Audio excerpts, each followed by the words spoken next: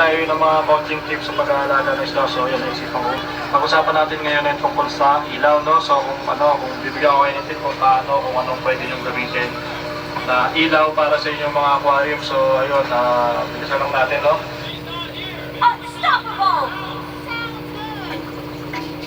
So yung mga kasang mo, napakarami natin pwede gamitin ilaw sa aming aquarium. Pero itong tatlong to, yung pinaka nagustuhan ko, yung ito talaga yung mga nagamit ko na nagustuhan ko nga, kaya ito yung review ko sa inyong option, no? Ito yung una, yung talagang aquarium light.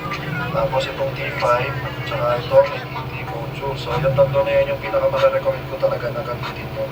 Magagawa kayo ng ilaw sa aquarium. So itong isa na to, ginawa talaga to para sa aquarium, no? Pati pang klase to, may mahaba, may maliksi.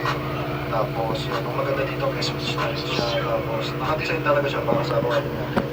Pero ito kasi yung pinakamahal na option natin dahil para sa aquarium to. Ito na to, ito mahalat siya. Siguro nagre-range siya ng 300 to 500, depende sa haba. Depende rin yun sa paglalagay ng mga papasin nyo. Kasi syempre mas mahaba, mas madaming ilaw yung kailangan, mas matalas. So ayun, maganda to pero yun nga, ito yung pinakamahal na option. Ngayon, kung kayo yung tao na nagtitipid, hindi para sa inyo itong aquarium na to, so ito na muna natin sila. Ngayon, ito naman ang second cheapest na pwede nyo gamitin. Ito yung A5 na LED na po ngayon. Dati, ano tayo, parang pa ito ng A5 ngayon.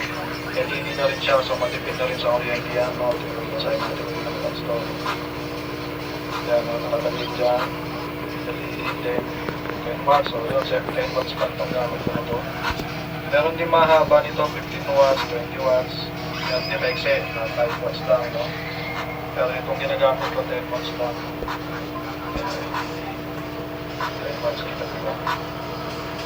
So, yun, itong 10 watts na ito, napakatipid na ito dito sa kuryente. So, ito, kailangan nyo lang ng casing niyan.